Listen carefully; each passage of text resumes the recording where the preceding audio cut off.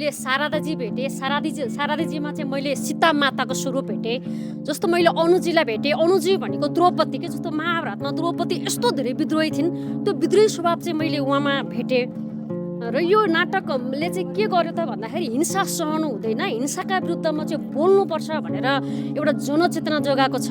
यो नाटक चाहिँ सबैजना महिलाहरूले हेर्न जरुर छ होइन। जसरी यहाँ भन्यो नि महिला होस् न पुरुष बन्न नखोज भन्यो नि, मतलब के त भन्दाखेरि यो कपाल काट्नु र पुरुषले जस्तै पहिरन गर्नु भनेको पुरुषको नक्कल गर्नु होइन नि त।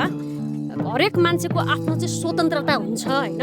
त्यो भएको कारणले हाम्रो समाजमा चाहिँ कस्तो छ त भन्दा मर्द भनेको चाहिँ यो समाजको हाकिम हो, नायक हो, र उसको श्रीमती भनेको चाहिँ ओछ्यानको एउटा चाहिँ मनोरञ्जनको साधन हो, र महिलाले दिने र पुरुषले लिने जुन समाज चलिरहेको छ नि त, त्यो चाहिँ ब्रेक हुनुपर्छ भनेर जस्तो हाम्रो अनुराधाजीले जस्तो चुरोट खानु भयो, उहाँले गरेको हरेक उसमा चाहिँ मैले आफूलाई फिल गरेको थिएँ। किन भन्दा मैले उहाँको उसमा चाहिँ आफ्नो चित्रण पाइरहेको थिएँ कि यो समाजमा अहिले पनि म तपाईँहरूले केही हप्ता अगाडि चाहिँ अनलाइन खबरमा विनिताले बाँच्न चाहन्छन् भनेर एउटा आर्टिकल आएको थियो, एकछिन हल्ला नगर्नु है। अनलाइन खबरमा चाहिँ विनिताले बाँच्न चाहन्छन् भन्ने एउटा आर्टिकल आएको थियो। विनिता 12 वर्षको उमेरमा विनिता बलात्कार हुन्छन्, 15 वर्षको उमेरमा विनिता बेचिन्छन्।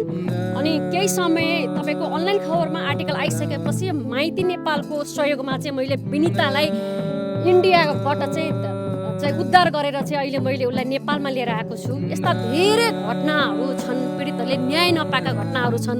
त्यो भएको कारणले म महिलालाई के भन्छु, कृपया बोल के, बोल्यो भने ढुङ्गाले नि सुन्छ, तिमीहरू मौन नबस।